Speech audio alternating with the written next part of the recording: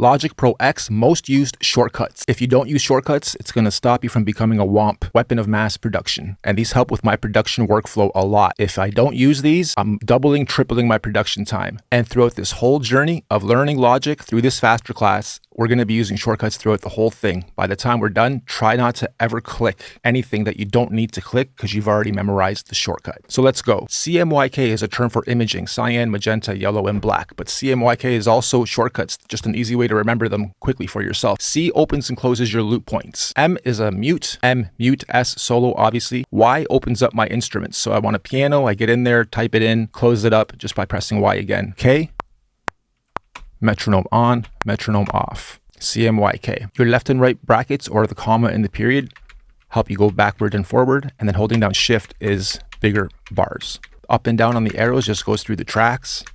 And most importantly, navigating around the canvas itself, okay? Your mouse scroll wheel and holding down Alt is vertical.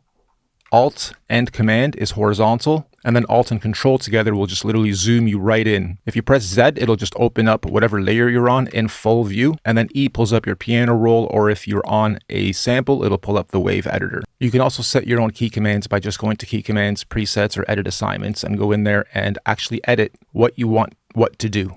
R is for recording, and it'll give you a 4 count in because this is on. Keep that on at all times, in my opinion. 2, 3, 4, and boom, we're recording. You can shift R, will stop recording, but keep playing. Or you can just press the space bar and it'll stop recording and stop playing. Okay, and knowing how to shift, record, and record to audition stuff and keep going is important. I'll give you an example. So while you're still in the groove, you can keep working. Count in, 1, 2, 3, 4. Shift R, turn off, and keep going. See, I like that. R. Shift R, turn off again. We're still in the groove. And keep going. Good.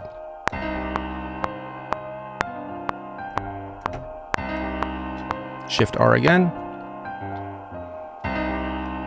Okay, so let's say I laid it, I'm happy with it. If that wasn't open down here, you can double click, or again, shortcuts. E, E, E, E. I'm going to drill it into your brains. E.